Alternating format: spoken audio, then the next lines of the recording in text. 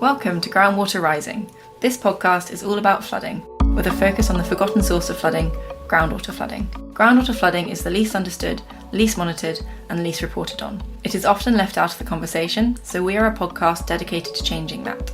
I'm Katie Hargrave-Smith from Project Groundwater, and in this podcast I will be speaking to community members from around the UK who have to deal with groundwater flooding, and industry experts trying to help them. Together, we will uncover the latest research, innovation and strategies from the water sector, academia and beyond. This is an exciting episode for me as it's our first requested topic, and so today we are delving into flood modelling. What is modelling? How can we use it to predict when and where floods will occur? What factors might we need to consider? And, of course, what differences are there that need to be considered for groundwater flooding? Joining me to share his thoughts is David Cobby, Senior Consultant in the Water and Environment business in Jacobs. Hi David, please can you introduce yourself? Hi Katie, thanks for having me on. I'm David Cobby. I work in Jacobs in our Water and Environment business. Done that for about 20 years, looking at a range of flood modelling, flood management, including groundwater, particularly for the last few years with Project Groundwater. Fantastic, and we're just going to get straight into it with what is modelling? Modelling is our representation of reality. It's what we use to try and understand what's going on in real life. And during floods, it might actually be quite difficult to get all the information we need about what's happening.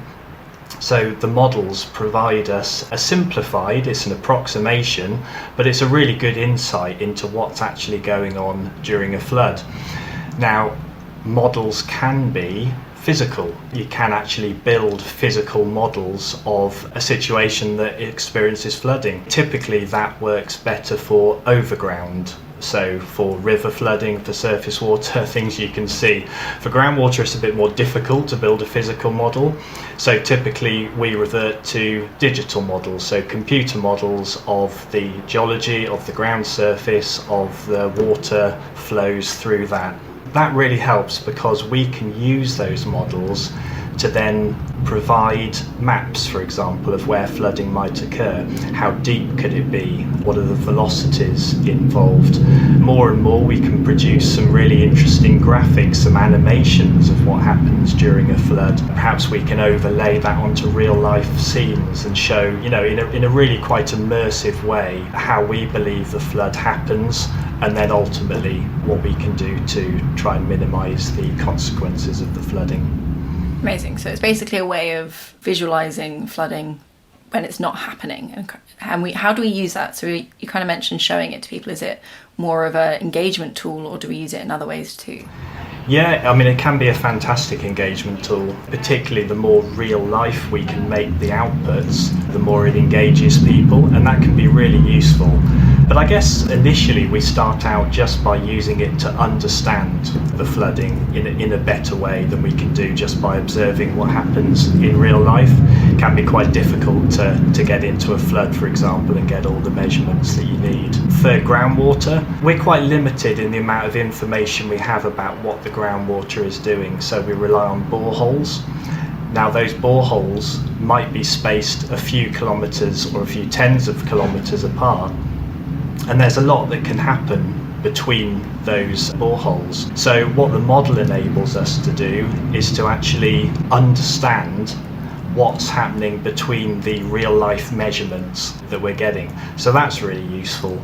And then the schemes that we'd like to put in. So flooding causes, serious consequences for people. We'd like to minimise those happening. And so what the model allows us to do is once we've understood the mechanisms of flooding, we can test scenarios, schemes, say, okay, how are we going to minimise the consequences of flooding for people, and test those out within the model before we then go on and do that in real life. So it provides some sort of evidence base. Evidence base is really important, and that's when we start to then not just look at what the flood picture is that we've got. We can start to understand, for example, what the damage is in economic terms. How much can we justify spending to minimise the consequences of flooding? I guess that's really important with groundwater flooding in that often people struggle to get it evidenced. They say there's been flooding, but if it hasn't been recorded that it's groundwater flooding, they can struggle. But if we could provide models that show actually that seems like an area that could very much experience groundwater flooding, we'd be providing a lot more evidence for them to use. Yeah, that's absolutely right. And unfortunately, as you say, groundwater flooding has really suffered from a lack of evidence. It's very hard to know what's surface water flooding, what's groundwater flooding, what's river flooding. They might all happen around the same sort of time. What the models can do is it helps us to unpick, just provide that evidence that, well, in our case, really supports investment in groundwater flood management. How do we model? How does that work? Okay, so we have to start with the data. For a model, we need a fair amount of data, and groundwater perhaps more than other forms of modelling. So we need information on what the geology is. We need information on what the ground surface is like. The topography is really important once the groundwater emerges. And it's those measurements of the water, both underground and perhaps flowing through the rivers, that we can then use just to set up and check that the model is giving us as good a picture of reality as we can hope for. So we put all that data together in a computer model environment, and then we say, okay, let's choose some past events that have happened. Let's get our model to best represent those past events. And we call that calibration. So we calibrate the model based on past events, and once we're happy that we're representing those as best as we can in the model, we then choose another set of events, and we call those verification events. And we say, okay, we haven't tried tweaking, we haven't tried fixing the model, let's run those new events through the model and see how the model performs. And ideally we get a really good match for the data that we observed in reality. So for groundwater flooding, we have had many events over the last 20 years, 2001, 2014, 2024, this last winter for example. So we're building up more and more data about how groundwater flooding occurs, and we can use that to calibrate and verify the models. And then we run the models. We can put in different conditions. We can then run the models and understand what those changes might look like in reality. So you make predictions, and then you make those predictions, you test them against things that has already happened and check that they're predicting exactly as it did happen. And that's how you understand going forward that this actually could be a very good model, and you can then use that to predict future events. Is that a good summary? Yeah, that's a really good summary. Building confidence in a model is a really important step, and then we spend quite a bit of time making sure that's the case. Yeah, and I can imagine, as you said, with groundwater there's so many elements to consider. Does abstraction ever come into models? Is that something that we consider? Yeah, abstraction's really important for fluvial modelling and surface water, but particularly for groundwater, as water companies do abstract huge volumes, particularly from the chalk. The model we're doing for Project Groundwater takes into account the abstractions that the water companies do, and then they themselves could actually test different abstraction regimes and see what the impacts on the groundwater are from that. So that provides a really useful insight into groundwater, both from a flooding perspective but also from a water resource perspective. Because obviously we get quite a bit of our water from groundwater in England, and with the potential for future climate change changing how we might need to use water, abstraction I think is going to be one of the major things to consider going forward. So it's good that we can kind of consider that. What else is the sort of things, not necessarily just groundwater flooding, but in flooding in general, what else do we consider that people might not expect that we need to take into account? Yeah, our modelling does account for most of what you would expect to find, and that's the geology, that's the ground surface, that's the movement of water. One aspect which we haven't so far talked about but could be looked at in a model is the interaction with sewers. Now we know that sewer flooding is a serious consequence for a number of people, and groundwater can ingress into sewers and cause or exacerbate that flooding. So if our models were to become more sophisticated, then we could include a representation of the foul sewers particularly in those models, and better understand perhaps where the interactions are, and therefore what steps we could take to reduce the consequences of sewer flooding. Yeah, see, sewer's one that I didn't think about. I can see how that gets considered. So there's no consideration of things like land use change, temperatures, because I know obviously precipitation is going to be a major one. There's no consideration into development, for example. We can put all those things in sophisticated models. So if we choose to, we could introduce climate change and suggest different rainfall patterns, for example. We could, as you say, put in different land use and understand perhaps how that could vary flooding that's happened. With groundwater flooding, how much has previously been done with modelling? Not as much as for other forms of flooding. So for fluvial flooding, for coastal flooding, and more recently for surface water flooding, government and others have invested significant amounts in flood modelling. And that's really driven vast improvements in our ability to model and understand and forecast those forms of flooding. Groundwater hasn't been from a flooding perspective. So water companies, the Environment Agency, they have invested in groundwater models for water resource purposes, less so for flood management. So anyone can go onto the Environment Agency website and see their risk of flooding according to rivers, coast, surface water, but you won't find comparable groundwater flood maps there. We intend to change that and provide people in our area the best possible groundwater flood maps that we can, and that will be something quite new for people to have those freely available. And I think that brings us actually a good moment to hear from Andrew, who, if he looked on the Environment Agency website, was told that he had no risk of flooding, but has been flooded. I'm Andy Mills. I live at Flint Cottage in Beacon's Bottom, at the bottom of Water End Road, which is quite significant. We've been here 45 years now, since 1975. In that time, we have experienced some serious flooding 4 times from surface groundwater, which is built up in the valley above us towards Stokenchurch. There's a massive natural bowl where water tends to collect, and in times of high water table, there's a flood threat to Beacon's Bottom, which historically has been there for centuries, as far as I can make out. You seem to know quite a lot. How did you sort of learn about all of this? Well, having experienced it, I've taken quite an interest, and I've also gathered a lot of data and information from local people. Yeah, I've got a pretty good overall picture now of what occurs here. When-abouts were the floods that you've experienced? First serious flood we had was in 1998, November the 2nd, after a period of very wet weather, which started, I know for sure when it started, September the 26th, because it was our silver wedding anniversary, and we had a big party at the house, and it literally poured with rain that night. It didn't ruin our celebrations, but it made it very memorable. And it didn't stop raining really from September the 26th until November, when we finally got inundated on November the 2nd. And you said that there's a mix between surface and groundwater.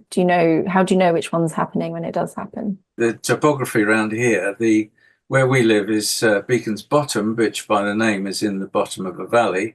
The valley begins at just on the outskirts of Stokenchurch, to the east of Stokenchurch. There's a massive natural bowl there, and the water collects there, and it runs down the valley and through Beacon's Bottom. And the cottage we live in was built approximately about 1750, and it would be evident that in those days it was the only bit of flat ground in the bottom, so they built the cottage in the bottom. And it would appear that whenever floodwaters came, historically, they would just open the front door and the back door and let the water run through. And with earth floors, once the water subsided, it drained through the floor, and they carried on with life as usual. So more of a living with the flood than absolutely. what we kind of experience Absolutely. now. It was a trade-off between building on some flat ground and tolerating the consequence of flooding. There are several cottages in the valley that suffer the same fate. They've got various methods in to cope with it, and we've learnt to adapt to it too. How about in 2001, 2002 or 2014? I know those were the last big groundwater floods. Did you experience anything in those years? Well, after 98, there was more heavy rainfall in 2000, and then in 2001 again. We had 4 episodes of serious flooding from the groundwater. What happens is the water collects because the water table gets high. The water naturally drains away in the valley in various places in natural sinkholes, and you can actually see this in operation. As the water flow starts to flow down the valley, as the water table rises, we have what has been alluded to as an ephemeral stream. In other words, this stream appears and disappears within 24 hours because the source water actually does drain away through these sinkholes into the ground. But of course, as the water table rises, the sinkholes become less and less effective. And what they are exactly, from what I can ascertain, are massive pockets of flint underground, just flint, and they act as a natural soakaway. But of course, as the water table rises, the water's unable to drain away, and so the surface water flows in this, what's alluded to as an ephemeral stream.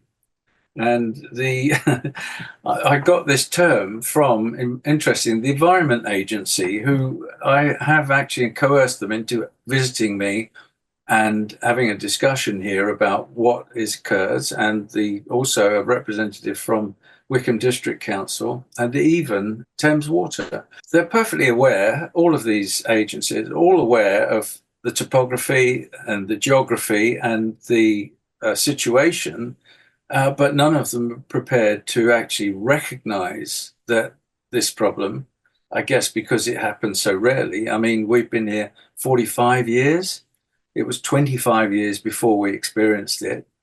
And then it happened 4 times in the next 4 or 5 years, and it hasn't happened since.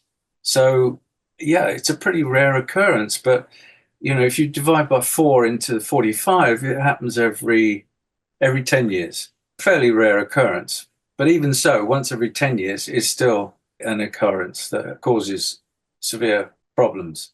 And you mentioned Thames Water, so is there any sewage infiltration that you're getting? Well, on the occasion in 1998, the flood was so bad that Stokenchurch, being the main township above us, their main sewer runs right through Beacon's Bottom, and the inspection covers are periodic all down the valley and through Beacon's Bottom. Well, on the occasion in 98, the flooding was so severe in Stokenchurch and here that the main sewer was overwhelmed and the manhole covers lifted, and raw sewage, accompanied by natural animal sewage, because all the fields above were being grazed by cattle. So we had cow excrement, human excrement and waste mixed in with the floodwater, which inundated our house. And it was that on the occasion which caused it to be such a traumatic event, really. So when you bought the cottage, were you aware that there was like a flood risk in the area? No, none at all. I mean, the clues were all there. I have to put my hands up. The clues were all there. Water End Road, Beacon's Bottom. There was a ditch across the property, and there was a garage, a detached garage, albeit on the property, with 2 big pipes underneath it, leading to a ditch. And, you kind of look at that and you think, what is this for? So just call me stupid, but there were warning signs, yes. There wasn't any sort of flood map that you knew about or anything like that? The risk wasn't made clear before? No. There was a reference in the deed, but nobody actually came to me and said, excuse me, do you realise what happens here? And there were plenty of people who actually knew, just nobody chose to upset the apple cart, as it were. And have you since seen any flood maps that kind of cover that area that now you're like, yes? Yep, the flood maps that I've seen say that there's no risk of flooding in this area. Environment Agency, if you phone them up, give them the postcode, they'll say no history of flooding. Thank you for joining and for emailing and for sharing your story. I really appreciate you coming on to talk to me. All right, Katie, well, it's been my pleasure. Hope this is of some value. Yes, it has been. Thank you. So that was Andrew talking about the flooding that he's experienced. Did you have any immediate reflections on what he was talking about. Yeah, I think what Andrew's described really well is the difficulties in getting information in his situation where there isn't a recognised river that's certainly large enough to have its own flood mapping. He talked about ephemeral streams. They could be the low points in fields and ditches and just not recognisable for most of the time as a watercourse. In the last 10-15 years, we've now got mapping of surface water flooding, which is really good. Andrew can now get information about surface water flooding, and actually groundwater flooding could look quite similar to that, and yet the mechanisms for driving it could be quite different. So Andrew talked about heavy rainfall, and that's a really key factor, but it could also be high groundwater level, and Andrew is in a situation where his ephemeral stream that's caused him the floods over the last number of years could really be activated both by heavy rainfall or by high groundwater levels, or by both. So we've now got information available for surface water flooding, which could be really helpful, and we hope to also match that with information on groundwater flooding, which hopefully will provide Andrew and others in his situation with more information than unfortunately he was able to get, in the early days of him living there. It did strike me when I was speaking to him, is that interaction between surface and groundwater as well, that high water table was the key difference, he thinks, in the flooding in times where there's lots of rain at other times, but it was during the time where maybe the water table was high and it wasn't giving that surface water the chance to drain away that it actually became quite a traumatic, difficult event. And you could tell the impact that it did have on him.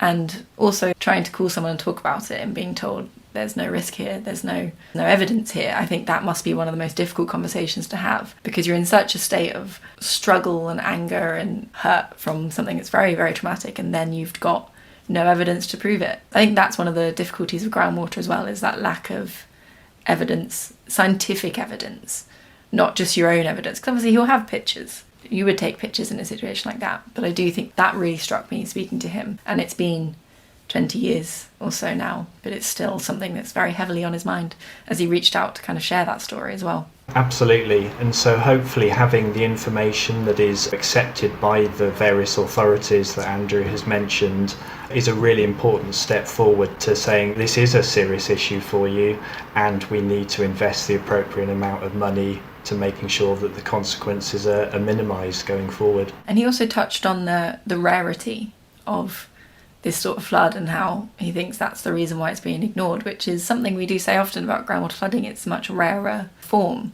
but again it happened quite a lot for him in like a short period of time and then hasn't really happened since, and that is one of the struggles. So hopefully again with modelling we might be able to predict, I guess, how frequently we think it'll happen. Do you have any thoughts on that, about the frequency we kind of expect to see with groundwater? Firstly, Andrew's point about so it was actually the local knowledge, the road names, the village name, what people understood to happen there from their experience. That was valuable information. But as the frequency of the flooding gets less, that kind of local knowledge could get lost. And so if the flooding doesn't happen for another 10 years, perhaps people have moved away. That local knowledge should never be forgotten, even if we're providing mapping that puts another side of the picture forward for people. So I would say let's use the mapping that we can provide alongside the local knowledge that we shouldn't lose if groundwater flooding doesn't happen for a number of years. But as to the frequency, Andrew's estimate of sort of once every 10 years, that's not a bad estimate. That's kind of what we're understanding for these chalk environments. The chalk has a memory, and actually if you get one very wet winter, the levels in the following summer may not decline as much as you would expect, and therefore you're more likely to get groundwater flooding in the subsequent year if you again get another wet autumn period. So there's this sort of inbuilt memory that, perhaps the floods cluster together, the groundwater floods cluster together because of the way the chalk levels go up and then down through the seasons. Will that get more frequent with climate change? Well, that's very much an active area of research. And it'll be really interesting for us to be able to hopefully say in the near future the evidence for whether we think groundwater flooding could get more or less frequent with climate change. And you've already mentioned again the Water End Road. It's a classic. We speak to people who are having these flood experiences. The large majority seem to live in an area that's called Water End Road, and he was giving me the history of his house, and he was talking about how they would let it flood. But I guess that would only work in a type of flood which is a quick flood. So his flood actually didn't last extremely long. It was a short flood, but pretty brutal when it happened. But they could open those doors and let the flood go through because it would be a couple of days, whereas with other groundwater floods, that wouldn't necessarily work because it could last months.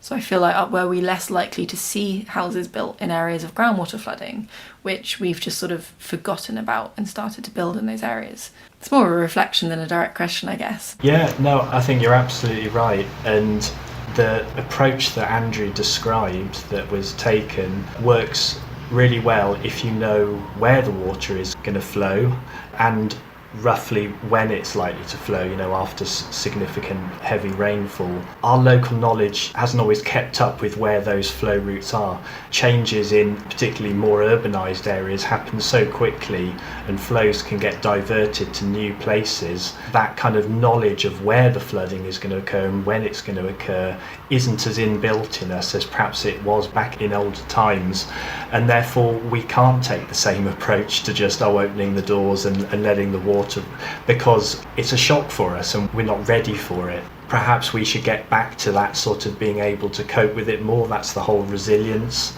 But currently, that's not how most people would view preparing for a flood. I do feel like that's the way Andrew was going, but not because that was maybe his original attitude, but because he had that lack of support. So he's got to the point where he was like, oh, okay, this is something I need to do for myself. And I think that's the element we need to fix, is that relationship between authorities and people, where there's ownership of you live in this place. As he said, he admitted himself, there may not have been maps, but he probably should have maybe guessed from the names, but there wasn't any maps to tell him.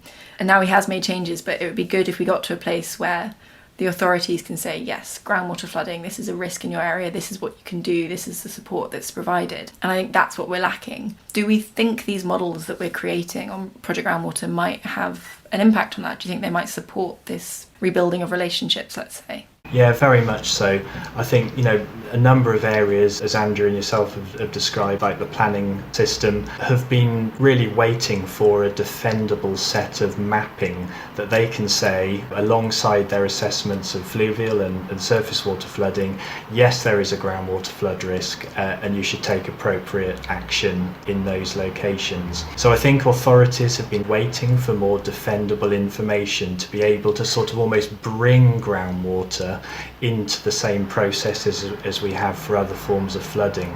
So although it might seem a small step in one sense, it's actually a really important step and a really good evidence base that we're going to produce for our area, hopefully elsewhere in the future, that will, as you say, mend those relationships between people and authorities and the processes that we put in place to keep people as safe as possible from flooding. And what else can modelling be used for? Because we said it can be used to predict, but can we use it to tell people that there may be a flood happening at some point? Yeah, we can, and the flood warning service that we are developing under Project Groundwater will actually use the mapping that we're producing within it. And this is quite a new way of using the mapping, because it's not just going to be a static map that people can go on the website for, although that's useful. What we are providing in the warning service is actually the map that's most tailored to the groundwater conditions that people might experience at the moment, or perhaps in the next few weeks. So our mapping in the warning service is going to be sort of dynamic to the unfolding situation, and will hopefully provide people with the best possible picture of flooding as they experience it outside and can take appropriate action. So is there any other thoughts you wanted to bring up about flood modelling, its uses and why it's important? I think I would say it is really important. It's not the most exciting topic perhaps for many people. It can seem to be it can require quite a lot of time and effort to get it right, but on that really firm foundation, then comes all the stuff we would like to happen about actually reducing the consequences of flooding, helping people understand their risk and what they can do about it, and just raising the profile of groundwater flooding so that as a set of communities we are just better prepared in the future. And with that, the creation of maybe more public friendly models is always going to be helpful, because I've looked at a couple and I've been very confused, and I work in flooding. Yeah. But taking these models and putting it in a way that someone regular can understand and use, which is I know what we're trying to do with the flood warning system, is try and find a way to get this just digestible to a regular person in a way that they can use. But I think that again is the future of modelling, is it doesn't just have to be something that's scientific and for the experts, but actually it's something that everyone can engage with and use. And maybe the physical models are better for that, but we've not yet come up with a good physical model for groundwater. We've tried, it's not worked. That's right, yeah, next challenge. So thanks again, Dave, for joining me today, and to Andrew for taking a moment to speak to me. Thank you for listening to Groundwater Rising. We're a new podcast looking to grow, so please hit the subscribe button on your podcast provider, leave us a review, and tell your friends and colleagues about us. Do you have a topic you'd like us to focus on Groundwater Rising, or would you like to join me and share your personal groundwater flood story? Please feel free to email me at groundwaterrising@projectgroundwater.co.uk. That's all for now. We will be back on the last Thursday of next month with another episode of Groundwater Rising.